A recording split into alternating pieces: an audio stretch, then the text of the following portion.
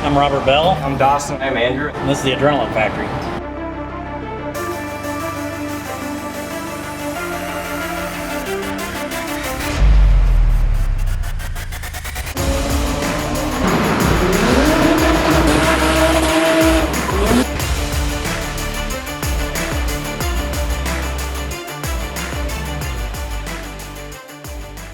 Hi, my name is Chris Hunt. I'm the new owner of an old car. It's a 1998 Nissan Stagea, and to be more specific, it's the August 1998, which makes it a Series 2. This one is the all-wheel drive automatic. It does have the R0341B. It's basically the Tiptronic speed controlled one. It does have thumb shift buttons on the steering wheel. The Series 1 and 1.5s only had a regular automatic. You could get these in manual. The RS4S was manual. The 260 RS is the highest trim level, but they only made 1,734 of those, so they're very expensive. They come with the RB26 DETT motor, same as the Skyline GTRs. This one has the RB25 DET Neo motor, the Neo Straight 6. So they came with, I think, 6 different engine options, 3 displacements, the 2 liter, the 2.5, and 2.6. This one is all-wheel drive, automatic, 2.5, Neo Straight 6 turbo. On paper, has 276 horsepower. At the crank, I was going to get it dynoed in Dallas, didn't work out, so we don't know how much they have from the factory. It's completely stock. Fun fact about these, it has the same Atessa ETS all-wheel drive system as the GTRs did. That's the only thing they really share from the GTRs. They do have other Skyline GTS parts, depending on which, if it's rear-wheel drive, all-wheel drive, manual or automatic, to get the brake parts all to fit. They're all different, of course, can't make anything too easy. The rear seats will recline almost all the way back, just like a front seat. Because it is a wagon, it can do that. There's a common mod is to put the battery in the trunk back here, because they can use a 51 series batteries from Hondas and put it back here. That gives them more room for turbos and whatnot up front.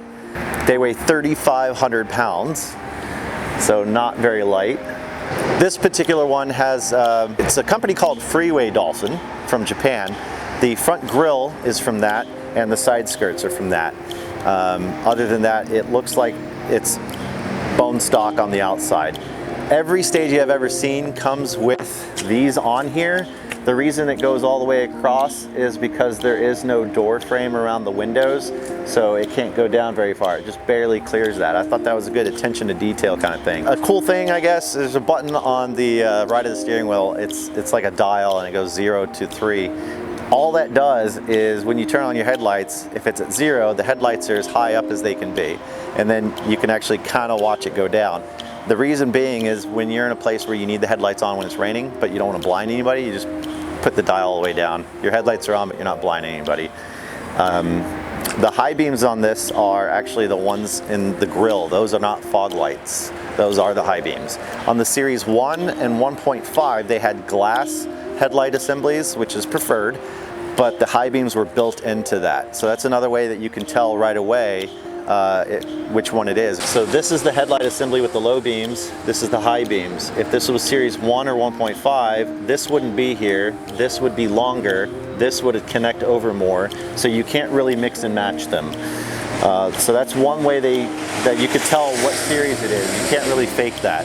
I mean, it's got a lot of cubic feet. It's a wagon. It's an automatic. It rides great. That's what I wanted. Everything else is just a plus. As far as getting parts in America, there is a gentleman in Canada. They've had these available legally for 15 years. And let's see if I can remember his cndstageadude.com. And he has compiled a list of parts that you can get in North America that will fit these. Even though none of the parts stores will list this, you can look for instance, the brake pads is from a 1995 J30 Infinity on this particular model. So if you had rear-wheel drive only or manual transmission, it could be completely different brakes. So that's why there's a page about this. It is a blast to drive. It's very fast for a stock 3,500 pound wagon. Am I going to win any street races? No. Do I care? No. It's mine. I love it. That car is probably way faster. Don't care.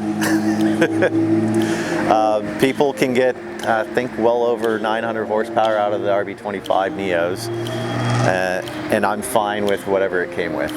Alright, so a lot of JDM cars, especially if they're from the big city, will have what's called an ETC, and that's an electronic toll card. And what it's for is it's installed into the car, and then it has a clear antenna on the windshield. It's a clear rectangle, like a sticker. And the boxes are usually mounted right here or in the glove box. Some of the newer JDM cars will actually have them in the dash from the factory. And you would buy these cards for like $200 worth of yen, slide them in there, and then it would let you know if there wasn't a card in or how much you had left every time you started the car. Now, we don't have one of those cards, but what it does do is every time I start the car, it'll make a tone, and then in Japanese it'll say, please insert ETC card. And that's what I'm going to show you now.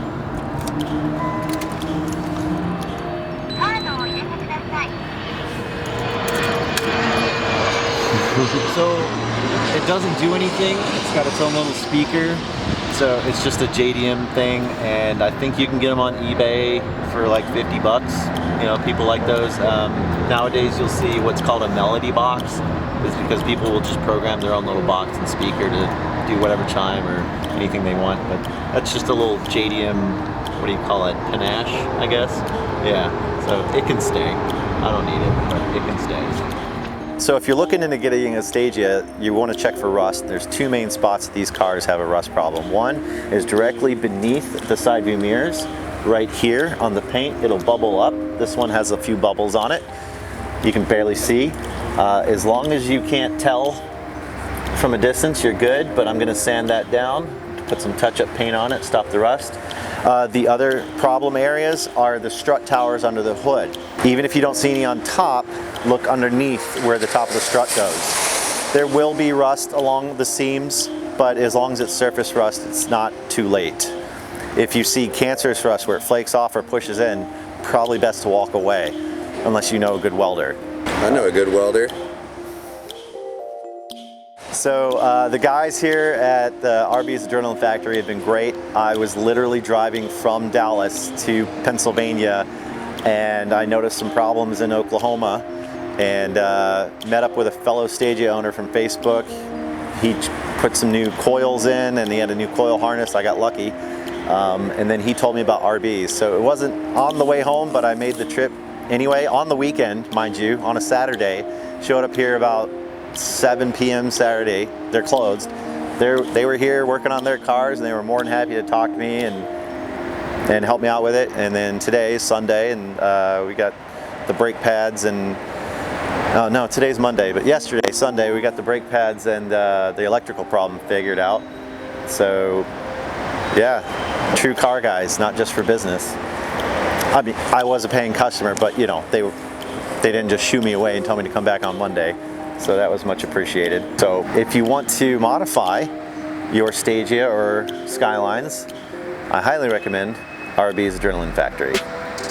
Alright guys, that's it for this video. Be sure to check out further videos from Infernus_Drift for more information. Also, I hope you guys had a happy Thanksgiving.